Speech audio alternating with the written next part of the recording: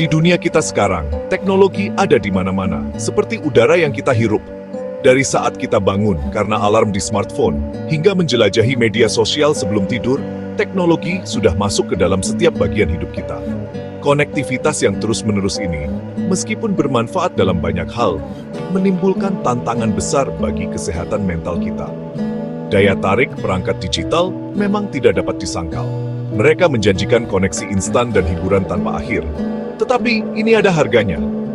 Alat yang dirancang untuk mendekatkan kita, secara paradoks, justru dapat membawa kita ke dalam pusaran isolasi dan kecemasan.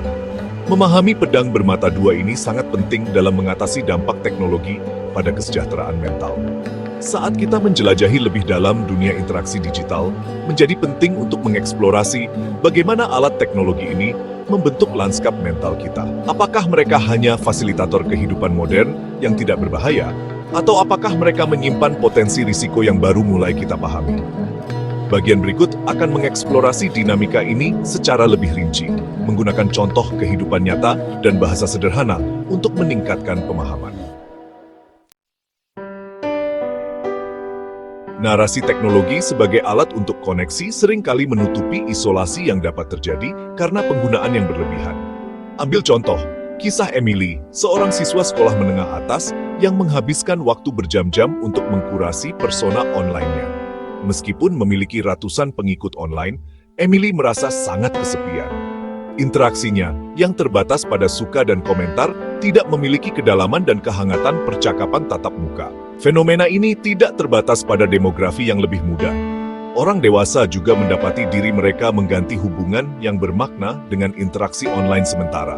Akibatnya, meskipun lebih terhubung dari sebelumnya, rasa kesepian berada pada titik tertinggi sepanjang masa. Pandemi hanya memperburuk masalah ini. Dengan banyak orang terpaksa berinteraksi secara digital, yang seringkali menyoroti ketidakmampuan teknologi dalam menyediakan koneksi manusia yang sebenarnya. Selain itu, desain platform sosial mendorong semacam interaksi yang dapat berkontribusi pada perasaan terisolasi. Fitur-fitur seperti pengguliran tanpa akhir dan konten yang digerakkan oleh algoritma dirancang untuk membuat pengguna tetap terlibat selama mungkin, seringkali dengan mengorbankan kesejahteraan mental mereka. Platform ini menyediakan ruang untuk koneksi. Namun, kualitas koneksi ini seringkali tidak memiliki nutrisi emosional yang diperlukan untuk pemenuhan sosial yang sebenarnya. Platform media sosial bukan hanya alat untuk komunikasi. Mereka adalah arena untuk perbandingan sosial yang tanpa henti. Di platform seperti Instagram dan Facebook, pengguna dibombardir dengan cuplikan kehidupan orang lain yang dikurasi, yang seringkali menggambarkan fasad positif yang tidak realistis. Hal ini dapat menyebabkan perbandingan yang berbahaya, di mana individu menilai kehidupan mereka sendiri dengan cuplikan ideal ini. Misalnya, perhatikan Sarah, seorang mahasiswa yang merasa tidak mampu ketika melihat teman-temannya memposting tentang magang bergengsi dan liburan mewah. Apa yang tidak dilihat Sarah adalah momen-momen biasa atau perjuangan yang dihadapi setiap orang. Persepsi yang miring ini dapat menumbuhkan rasa iri dan ketidakmampuan yang berkontribusi pada penurunan harga diri dan peningkatan kecemasan. Dampak dari perbandingan semacam itu sangat besar. Penelitian telah menunjukkan bahwa penggunaan media sosial yang berlebihan dapat menyebabkan gejala depresi dan kecemasan, terutama di kalangan remaja dan dewasa muda. Tekanan untuk memenuhi standar yang tidak mungkin dapat berdampak signifikan pada kesehatan mental seseorang, yang mengarah pada siklus persepsi diri negatif dan ketidakpuasan. Sifat tanpa henti dari perbandingan ini diperburuk oleh sifat media digital yang instan dan ada di mana-mana. Dengan sapuan jari, individu terjun ke lautan wajah dan cerita yang tampaknya melampaui pengalaman mereka sendiri. Rentetan yang konstan ini dapat membuat sulit untuk menghargai kehidupan dan pencapaian seseorang sendiri, yang mengarah pada rasa ketidakmampuan yang meluas. Mencapai keseimbangan kehidupan teknologi sangat penting untuk menjaga kesehatan mental di era digital. Salah satu strategi yang efektif adalah menetapkan waktu bebas teknologi di siang hari. Misalnya, waktu makan dan 1 jam sebelum tidur dapat dicadangkan untuk aktivitas offline, membantu menumbuhkan hubungan yang lebih sehat dan kebiasaan tidur yang lebih baik. Pendekatan praktis lainnya adalah dengan secara sadar mengkurasi konsumsi digital seseorang. Ini melibatkan bersikap selektif tentang aplikasi dan platform yang kita gunakan, dan jumlah waktu yang kita habiskan untuk itu.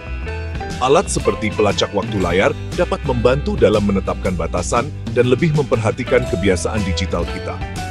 Ini juga bermanfaat untuk terlibat dalam detoksifikasi digital secara berkala, beristirahat dari media sosial dan platform digital lainnya untuk terhubung kembali dengan dunia fisik. Lebih jauh lagi, membina interaksi dunia nyata sangatlah penting. Terlibat dalam kegiatan masyarakat, menghabiskan waktu di alam, dan memprioritaskan interaksi tatap muka daripada interaksi digital dapat secara signifikan meningkatkan kesehatan mental seseorang. Kegiatan ini memberikan rasa koneksi dan kepemilikan yang tidak dapat ditiru oleh lingkungan virtual, yang mendasari kita pada aspek kehidupan nyata yang berkontribusi pada kesejahteraan psikologis kita. Saat kita menavigasi kompleksitas dunia yang didominasi digital, terbukti bahwa teknologi, meskipun bermanfaat, membawa implikasi bagi kesehatan mental kita. Perasaan terisolasi, jebakan perbandingan sosial, dan tantangan dalam mengelola keseimbangan kehidupan teknologi yang sehat adalah masalah yang membutuhkan perhatian dan tindakan kita.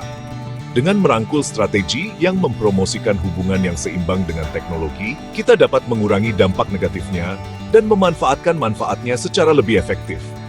Untuk tujuan ini, sangat penting bagi individu untuk menumbuhkan kesadaran akan kebiasaan teknologi mereka dan mengambil langkah proaktif menuju interaksi yang lebih sehat dengan perangkat digital. Baik itu melalui penerapan waktu bebas teknologi, terlibat dalam detoksifikasi digital, atau memprioritaskan koneksi dunia nyata. Praktik-praktik ini dapat mengarah pada kehidupan yang lebih memuaskan dan sehat secara mental. Sebagai penutup, biarkan ini menjadi ajakan bertindak untuk semua orang, dari pengembang teknologi hingga pengguna, untuk mempertimbangkan dampak mendalam dari teknologi digital pada kesejahteraan mental kita, dan untuk berusaha mencapai keseimbangan yang memprioritaskan kesehatan psikologis kita. Dengan melakukannya, kita dapat memastikan bahwa teknologi melayani kita,